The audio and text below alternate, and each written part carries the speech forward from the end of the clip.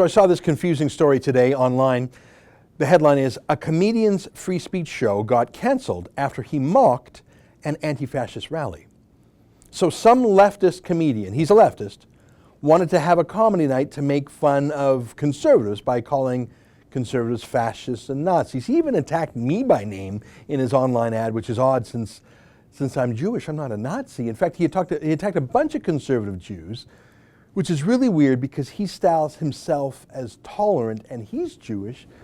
But this comedian was so inarticulate about what he was trying to do, and he was so confusing, that some other leftists thought he was maybe a neo-Nazi himself, even though he's Jewish too.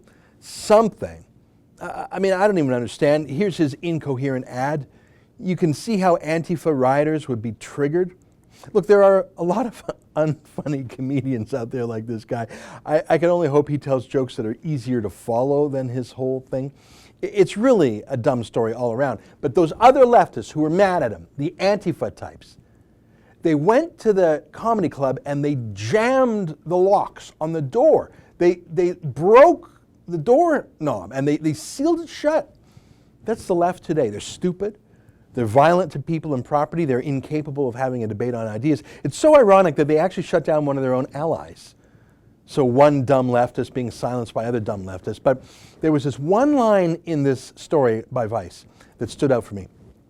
Here's what a journalist from Vice said about the leftist comedian, and I quote, "Asked if he was deliberately trolling the group by using the term free speech, given white supremacists are often connected to free speech rallies, he admitted it was doing an experiment to see what would happen."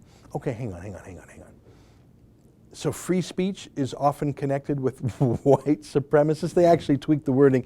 It was even plainer, the first version. They said free speech is associated with white supremacists. That's what Vice says. Vice, which lives because of free speech. I mean, Vice is gross. I don't know if you ever read it.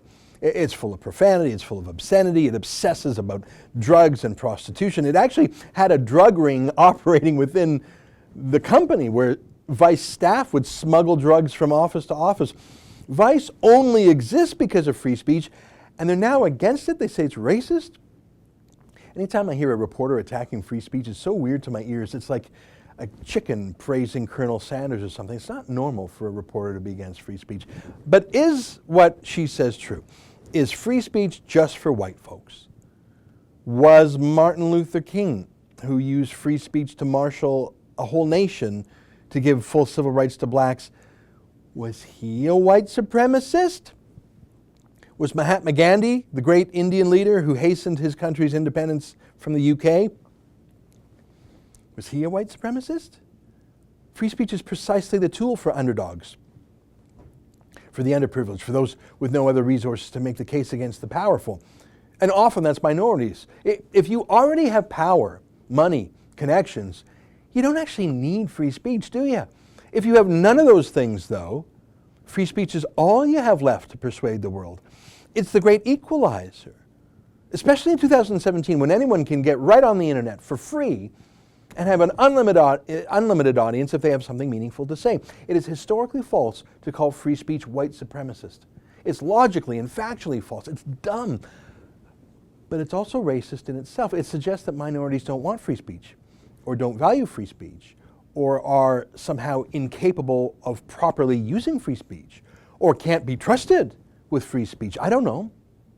This is the Vice reporter who wrote it, Manisha Krishnan. Here's a video she did when she was doing important journalism at the Toronto Star, like tasting McDonald's sandwiches. Now she's totally woke, writing about how free speech is racist for her angry online site.